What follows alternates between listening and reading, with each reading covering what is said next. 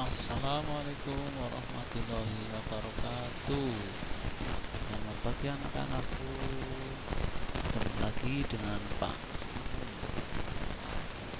Ini kita melanjutkan dan kita berhadis pada semester ganjil ini itu Quran surat Al-Qadar. Namun sebelum belajar dimulai,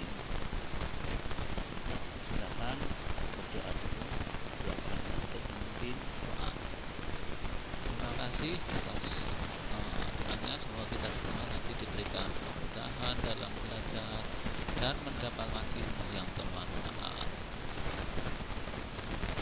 Nah, sekarang kita langsung pada masuk ke pelajaran, yaitu tentang menganalisis arti dan isi kandungan surat Al-Qadar, mendemonstrasikan hafalan surat Al-Qadar, dan mengkomunikasikan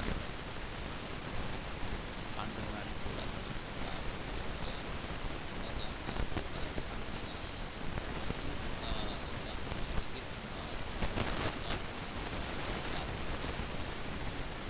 Nah, Quran surat Al-Qadar dalam Al-Quran itu menempati urutan yang ke-97 dalam Al-Quran, ya. Jadi diingat anak-anak bahwa surat Al-Qadar menempati urutan surat yang ke-97 dalam Al-Quran. Nah, surat Al-Qadar terdiri dari 5 ayat. Jadi Al-Qadar ayatnya ada 5, betul. Surat Al-Qadar termasuk kelompok surat Makkiyah, ya, karena diturunkan di Mekah sebelum Nabi Muhammad SAW hijrah ke Madinah. Jadi perlu dipahami oleh anak-anakku bahwa yang namanya golongan surat Makkiyah adalah surat Al-Quran atau ayat Al-Quran yang diturunkan sebelum Nabi Muhammad SAW hijrah ke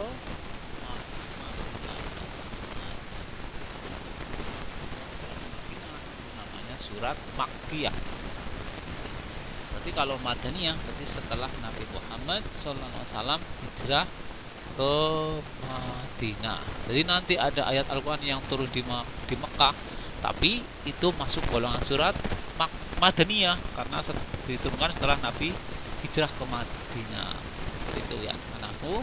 Berikutnya surat Al-Qadar diturunkan sesudah surat Abasa. Jadi setelah surat Abasa baru turunlah surat Al-Qadar.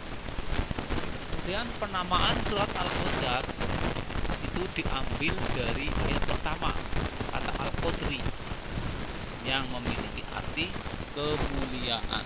Jadi penamaan surat Al-Qadar ini diambil dari lafal ayat yang terdapat pada ayat pertama, yaitu Al-Qadri, yang arti kemuliaan.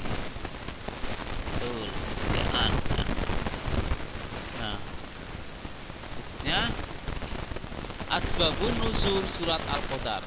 Apa sih asbabun nuzul surat Al-Qadar? Nah, di sini aku akan jelaskan bahwa surat Al-Qadar turun itu asbabun nuzulnya adalah ada sebuah kisah yang menceritakan seorang pemuda dari Bani Israel yang bernama Zam'un al-Hudri. Dia itu seorang prajurit yang sangat kuat, yang tak terkalahkan. Ternyata dia mempunyai kelemahannya, yaitu pada rambutnya. Hampir ketika dalam kisah ini tak perlu diceritakan singkat, ketika sudah hampir mati, beliau Zam'un al-Hudri beliau berdoa, karena ketika mau dibunuh itu dengan cara dikalahkan dengan licik. Dia berdoa dan dikabulkan, dan dalam berdoanya itu dia bernazar, jika saya nanti berhasil tidak terbunuh pada hari ini, saya akan beribadah siang dan malam selama 83 tahun. Siang beribadah, malamnya untuk sholat malam. Seperti itu selama 83 tahun. Yang mendengar kisah itu, para sahabat kan iri. Wah, gimana ini? Kita kan umurnya paling hanya 83 tahun, banyak itu lah. Kita nggak mungkin bisa menyamain seorang mendengar irit tentang kebaikan ini, kemudian Nabi Muhammad SAW bersabda, jika ingin seperti Sam'un, maka berlombalah untuk menemukan Lailatul Qadar. Nah, saat itu makanya para sahabat ketika pada akhir bulan Ramadan, itu mungkin tanggal akhir ganjil, malam ganjil akhir Ramadan, para sahabat lalu berlomba-lomba untuk mendapatkan Lailatul Qadar. Itulah muncul surat Al-Qadar. Sekarang kandungan Quran, surat Al-Quran tak terperinci. Jadi kandungan isi. Yang pertama, dalam kandungan surat ayat 1 Al-Qadar ayat 1 adalah bahwa Allah menurunkan pada malam Lailatul Qadar. Lailatul Qadar sendiri adalah satu malam yang ada di bulan Ramadan. Pada waktu Lailatul Qadar, Allah menurunkan Al-Quran sekaligus, yaitu 30 juz dari Lauh Mahfuz ke Baitul Izzah. Ini harus dipahami bahwa Al-Quran itu turun jumlatan wahidan, satu semuanya 30 juz itu dari Lauh Mahfuz ke Baitul Izzah, langit bumi. Kemudian Allah diturunkan pada malam tanggal yang turunnya itu pada malam tanggal 17 Ramadan. Ayat-ayat Al-Quran kemudian diturunkan secara berangsur-angsur selama 23 tahun. Sekarang ayat kedua, bahwa ayat Quran menunjukkan ketinggian kedudukan malam kemuliaan tersebut. Satu malam yang telah dikhususkan oleh Allah SWT untuk menurunkan Al-Quran ke langit.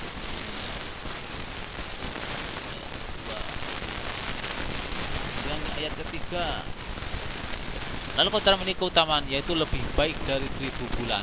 Amal yang dilakukan pada malam itu nilainya lebih baik daripada amal yang dilakukan selama 1000 bulan. Kemudian di ayat keempat, pada Lailatul Qadar terdapat banyak berkah, sehingga para malaikat turun ke dunia. Para malaikat itu senang turun ke dunia ketika Al-Quran dibaca pada waktu Lailatul Qadar. Pada Lailatul Qadar bersama dengan malaikat juga turun ruh, maksudnya adalah malaikat Jibril. Itu segala macam perkara dibuang seperti ayat terakhir, bahwa kesusahan pada waktu malam Qadar disebabkan sebagian yang mampu melakukan yang buruk dan melakukan gangguan. Pada malam itu para malaikat turun dan mengucapkan salam dan sholat. Para malaikat mengucapkan salam kepada mereka yang beribadah salam pada malam Qadar. Itu itulah